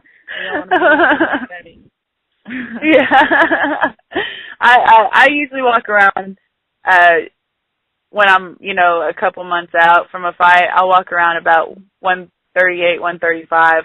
But when I know I have a fight scheduled, I start cutting down, and then I walk around probably about 128, 125 for about 2-3 weeks out, and then we start cutting from that. So it's not bad at all.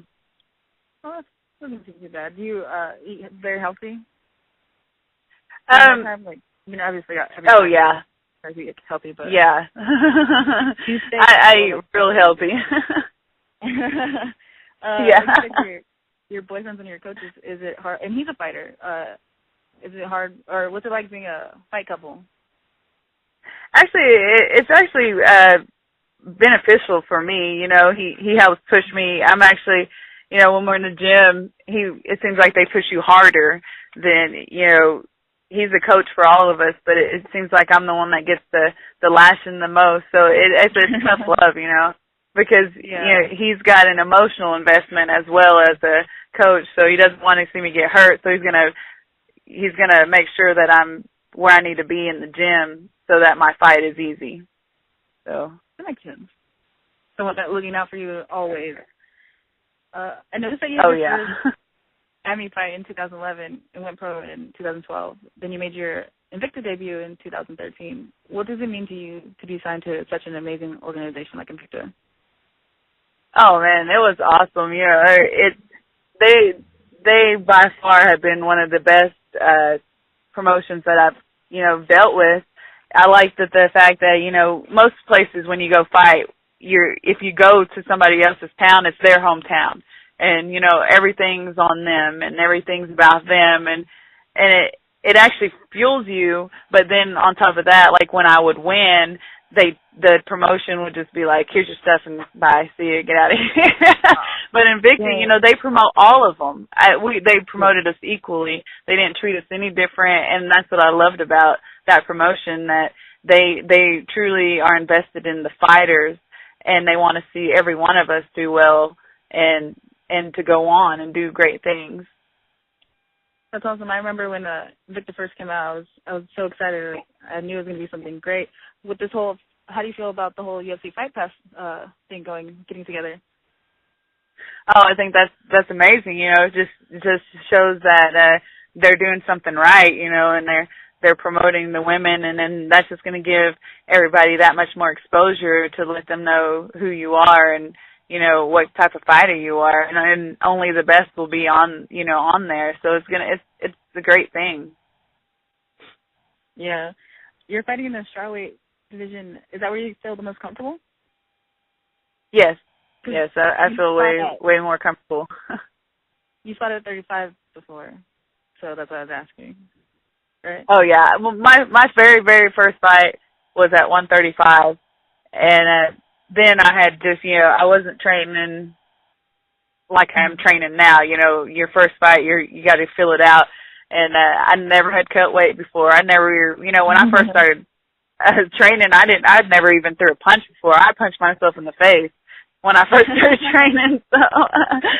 So it was comfortable. You know, it got my feet wet at 135, but I knew that I could be smaller, you know, and I'm shorter, so 115 is a better fit for me. With the UFC starting the strawweight, the Ultimate Fighter season is coming out. Is your next goal to get into the UFC? Oh yes, I think that's all 115ers' next goal. I mean, I would love to. You know, they're fixing to do a show here in August, and I would love to be on that show. But you know, it's all, you know, just you got to get that exposure. So I'm trying to get a fight right now to show them, you know, hey, I'm here and I'm doing my best, and I'm going to show the world, you know, that I deserve to be in there, just, you know, as much as everybody else. See, let's get this lady a fight, people. I want to see her fight. I want to see you do some great things. And Invicta's going to have a show coming up, like you said, so that'd be cool. Oh yeah. I'm sorry, I got lost on my pages. It says you're a member of Cherokee Nation of Oklahoma, being the first ever Native American signed to Invicta. Have you seen a lot of support coming from the Native American community? Oh yeah, you know, I get support not just from the Cherokee Nation, you know, then actually they're one of my big sponsors, so you know, they stand behind me just as much as everybody else. But you know, I also have other people that have stood behind me since I started. You know, my boyfriend, he's Creek and Pawnee, and you know, one of my first interviews to promote me was the Creek Nation. So you know, I get not just the Cherokee Nation stands behind me, you know, all natives, and I think that's pretty cool because you know, people think that, you know, you're just native or, you know, your heritage, but you know, it's something, there's not a lot of us that are doing things. So I just want to show the youth that, hey man, you know, you can do whatever you want. You don't have to just stay in your small town and you know, just graduate high school and get a job, man. You can follow your dreams. You can go on and do great things, and you can do what you want if you just put your mind to it, you know. And that's one of our biggest things here is, you know, we do motivational speakings, and we let them know, hey, look, I got 2 careers. I got a son, and I'm, you know, and one of them is a dream, and one of them is a job, and I'm doing them both, and so can you know. Yeah, that's awesome. I'm a little Native American too, so I think it's awesome to see someone doing something good. And yeah, who do you think is going to win this season of The Ultimate Fighter with the strawweight? Who are you rooting for? Who do you think is going to come out and shine? Yeah, I think they're all great. I have a hard time getting to pick, you know, who I really want to see get it because we don't know the other 8, you know. So yeah. I'm waiting to see who they're going to announce because I really love to watch Tisha. You know, I love to watch Rose, but you know, I really want to see the other 8 so I can really see who, like, woo. But you know, I'm big on underdogs. I want to see the underdog make it. All right. Is that Ultimate Fighter something that you would do? Oh, I would love to, you know, do it, but you know, it's just I guess it's a matter of who they decide they want, you know, and it would have been awesome to get on it. You do a lot of training, like you said, you're busy a lot. Do you ever get time to unwind and just relax? Yeah, we do some, you know, on the weekends. I get to spend time with family and, you know, some friends, but for the most part, it's always, we're always doing something. You know, we have fighters fighting here or there, and like this weekend we're going to help one of my friends. I actually started a clothing line called the Kill Switch fight gear, and she's one of them that I've sponsored, one of the first ones I sponsored. So she's actually fighting this weekend, and we're going to go up to Kansas and watch her fight. So it's going to be pretty cool. Oh, that's really cool. That sounds awesome. Are you going to be watching the fight next weekend? Oh, yes. Are you rooting for anyone special? Supposed to come to I know it's a different division. I want to see, I know Rousey, she's very, very talented, but, so is Alexa Davis. So that's going to be it. I think that'll be one of the best fights on there to date, because they're both ground, they both like to do the ground and stand up. So I think that it'll be a pretty good fight. Yeah, I think it's gonna be awesome. I think it's gonna be fireworks. Hold on, 1 second. Sorry. Before I let you go, I'm sorry. Do you have any shout outs? Anyone you wanna give a shout out to, or where people can find you? If you have a Facebook or a Twitter. Oh yeah, you can find me on Facebook at Kathina Catron. I want to do a shout out to my gym, Battleground, my coach, Greg Richmond at GTR Fitness, Scott Lowe, he's my head coach, and my boyfriend, one of my biggest supporters, my son, Coy, my teammates at Battleground, my sponsor, Cherokee Nation, and, I'm still under management with One Dream, so I want to give a shout out to all of them. I got one last question for you. We give our fans a chance to ask our fighters a question in our chat. Cheerleader Neil has a question. It's so Neil would like to know who you think would win between a gorilla and a crocodile. A gorilla and a crocodile? Probably crocodile. Crocodile? If he got a hold of the gorilla, yeah. I mean, crocodile, so I like it. Thank you again for taking time to speak with us. Before, I really did all that. So yeah, thank you again. I really appreciate it. Sorry. Huh? All right, thank keep you. Updated. If you have a fight, let us know. We'll keep that out, or hopefully we'll have you back on one day. Okay, awesome. Yeah, we're waiting to hear back. I got offers for the next 4 months, but they got to go and talk to the camps, and then the camps will come back and tell you if they want to fight you or not. So that's just kind of where we're waiting right now. All right. I hope you get a fight soon. Thank you again. All right, thank you. Have a good day. All right, you too. Bye-bye. Yeah.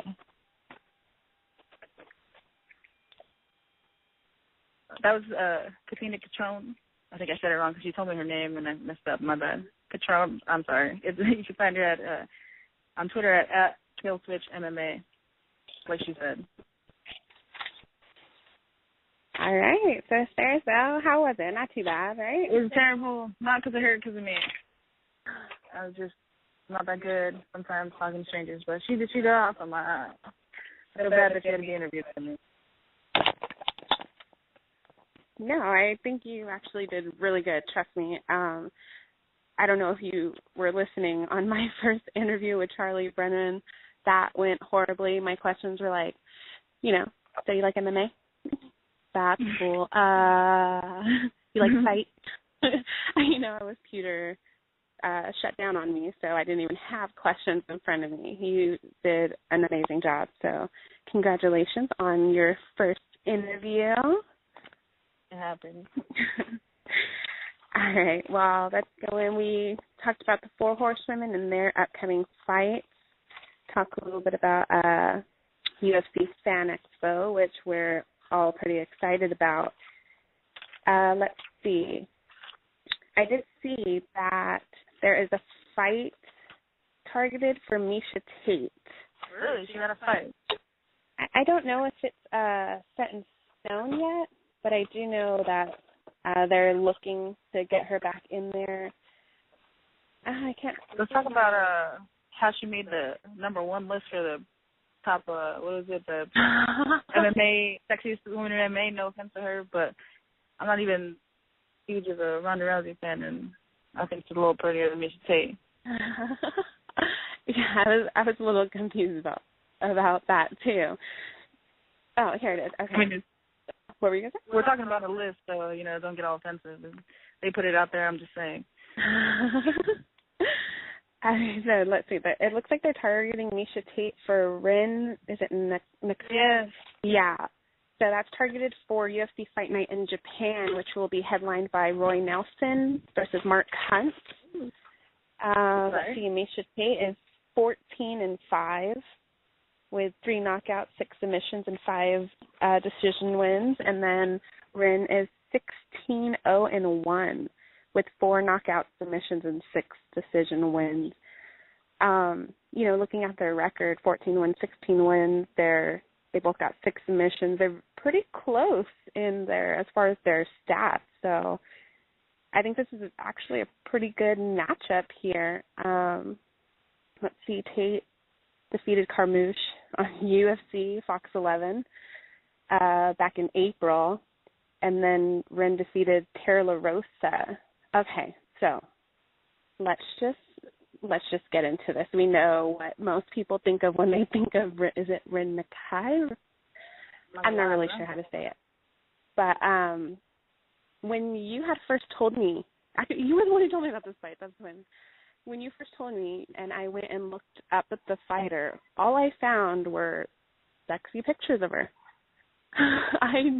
You never would have thought she was a fighter because all her pictures were her all spread eagle in lingerie. I mean, especially now, that big old thing with the women and being all about looks and stuff like that. What did you think when you first saw those pictures? I'm not gonna lie, I laughed a little bit. I just thought that's not what I was expecting to see when I looked her up, because I'd never seen her fight. I won't lie, I don't know who she is. But I think it's funny that she's the one that's gonna fight Misha Tate, because it's gonna be a body fight. Yeah, definitely. And then you look at the pictures, and then you go and you look at her stats. This girl has 16 wins, 0 losses. So both ways, when I went and saw her, I didn't expect the pictures. After seeing the pictures, I went and looked at her stats, and I didn't expect that. So that was it was definitely different than what you're used to seeing coming from these women fighters. But looking at the stats, I know I'm right there with you. I don't really know how she is as a fighter. So I don't really know where this is going to go. Like I said, they're pretty even, but I don't know. What are you thinking? I don't know. Like I said, I haven't seen her fight, but she does have a good record. I think that she's going to be in the UFC for a reason, no matter her pictures. And I think it'd be interesting to see someone different. I haven't seen anyone too different in a while, and it's cool. I'm excited. It's a little, I don't know why it's funny to me, but it's a little funny to me. But I'm excited. Maybe you'll see some sexy, fight posters or something. Which I'm sure no one complains about, so we're good. I'm sure our chat cheerleaders are definitely not complaining about that. Okay, did you see that one thing where, what was it? Oh, yeah, Misha Tate nearly broke her foot, kicking her training partner in her, what did they called it, the iron vagina? Okay. Tate said she doesn't mind getting kicked in the chest, and groin shots for girls are not as nearly painful as for guys. I get that, but when you're nearly breaking your foot in somebody's vagina, that's a little different. I don't know, I think it hurts just as much. I mean, I don't know about anyone out there, but I've been kicked in the vagina, and that shit hurts. I don't know what it's like for guys. Obviously, we have different parts, but that hurts. She's crazy. She says that. I mean, I know she didn't say it doesn't hurt, but I mean, I think it probably hurts just as bad. I would hate to get kicked in my vagina. That's hilarious. Yeah, I wouldn't be too thrilled if I was on the other end of that kick. That is a funny injury, though. How'd you get hurt? Off of vagina. Right. Leg kick to the vagina. Yeah, she's gonna break her leg like Silva with a leg kick to the vagina. She blocked it just right. Oh my goodness, I can imagine. That's crazy. Moving on, I don't know if you saw this about Rosie Sexton retiring. Mm-hmm. She is 13-5, 2 knockouts, 7 submissions, 4 decisions, but I mean, she went a long, ways without getting a win, but recently she had a 3-loss streak, and, I know she was saying she doesn't want to be remembered for her loss. She just wants to end it here. What are your thoughts on Rosie retiring right now? I think that's smart. She's a smart lady, obviously. I believe she's a doctor, so she's a smart lady. She knows when to hang up her hat. Rosie Sexton's been around for a long time. One of my favorite fights is when, because I'm a Gina fan, got beat up by Gina Carano. But she's been around a lot. She's fought a lot. I don't think she has anything left to prove. I think she was there. She's been there from the beginning, and I think it's a smart move. Sometimes we just got to let go, and she has a lot more to fall back on now than just MMA fighting.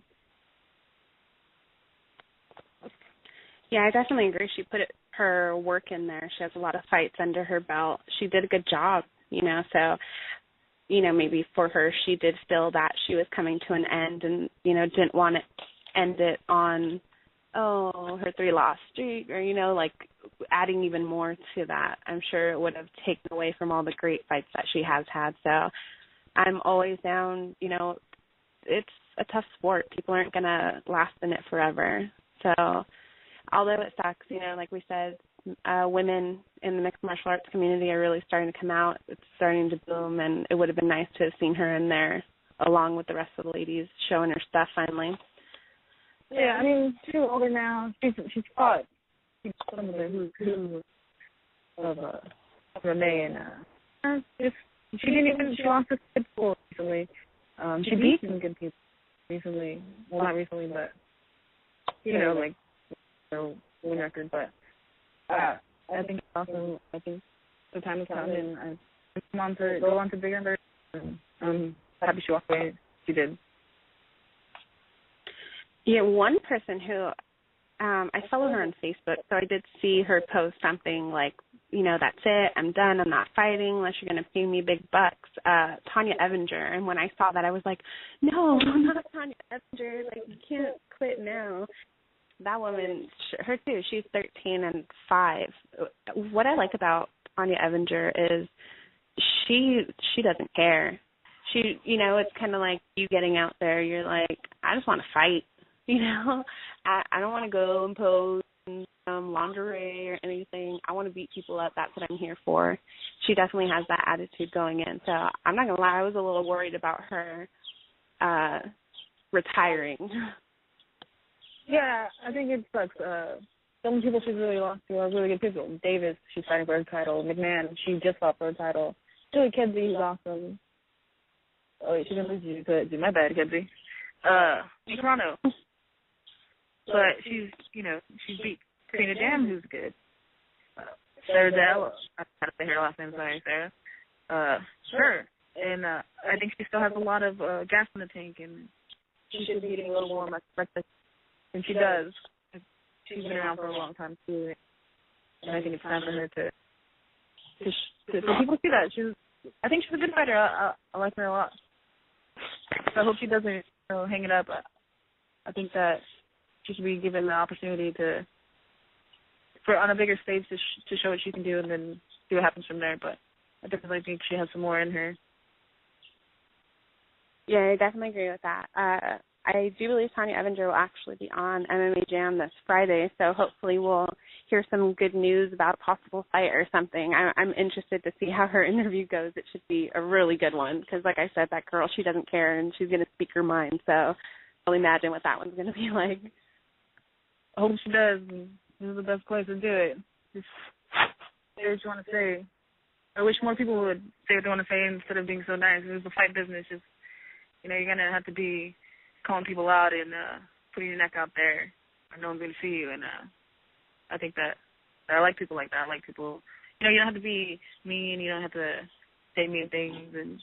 But it's a fight game, call some people out. Tell people to step to the plate. Nothing wrong with that. That's funny. That's what I wanted to talk to you about. Kat Zingano. She finally, came back.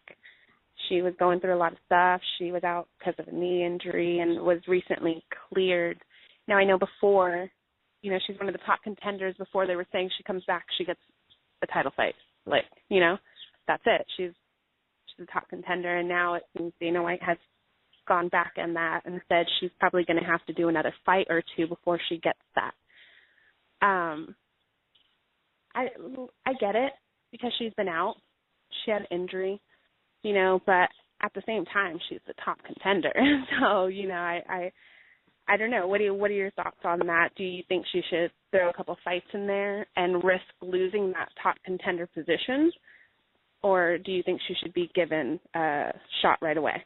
Honestly, I think that she's been out for a while, and I would want another fight. I would want her tune-up fight. I don't think she'll get a tune-up fight. I think no matter who she fights, she's going to fight someone great.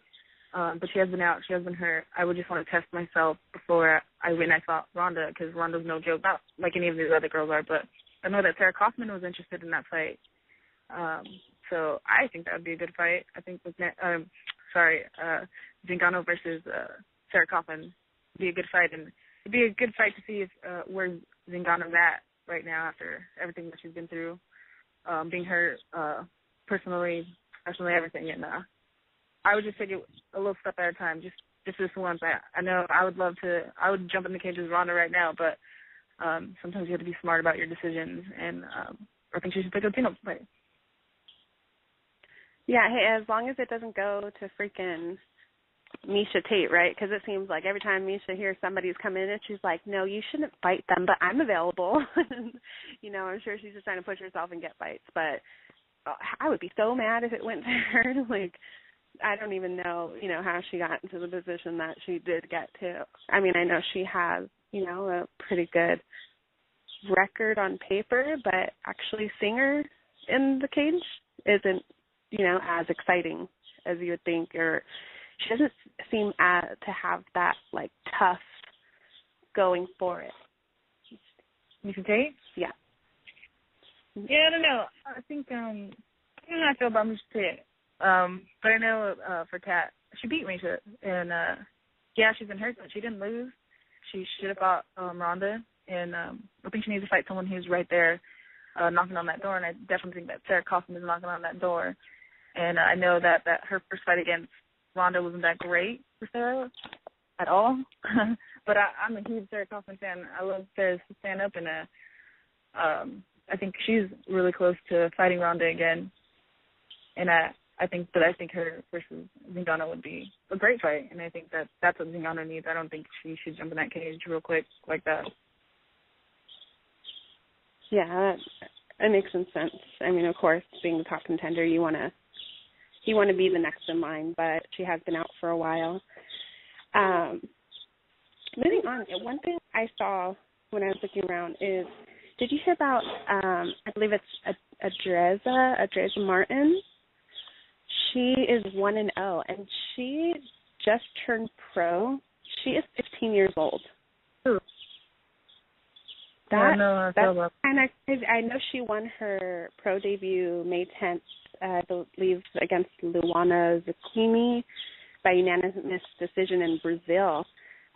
She joins a couple of other girls who came in, you know, as a teenager, Japan's Mizuki Nui. I don't know if she was 19 or she's 19 now, and then American Shino Van Hoos. I think that, yeah, it's amazing. It's amazing that the girls are starting young, and, you know, that they're that into it where they're willing to go pro. But what do you think about, you know, a 15-year-old going pro against, you know, I mean, look at the girls out there. Yeah, I don't know. Yeah, obviously it's different in Brazil. Probably they do things a little different out there, have a little bit more fun. But I don't think that I could fight a 15-year-old, whether it's for me to beat her up or even get beat up by a 15-year-old.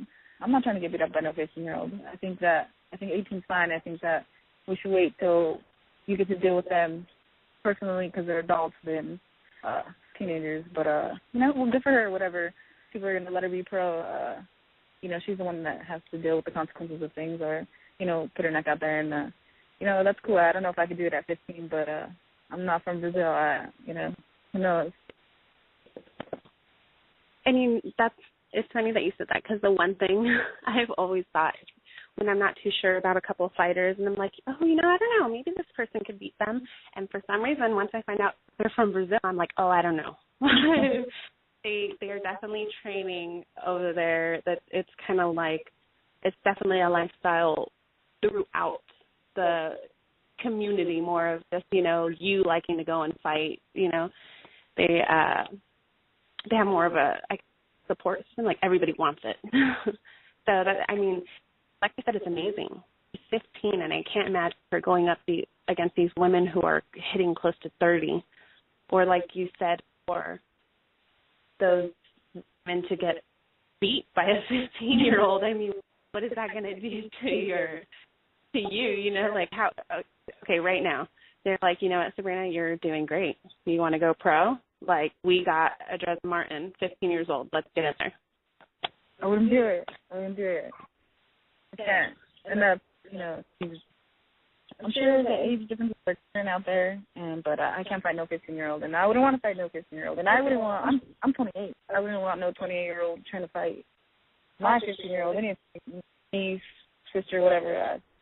That'd be hard to watch. I get it, different lifestyle out there, but I don't know. I don't think I would love to be good enough to ever go pro for any reason, but kind of Sarah's saying, fight a 15-year-old. Yeah, I definitely agree with you. One other thing that I have, again with Kathina, she was fighting back to back, June, July, a couple months later. Andrea KGB Lee, she just fought last weekend and beat Valerie Spa, I think, at Legacy SC 32 via unanimous decision, and she fights again this weekend. Oh, no. What about gangster?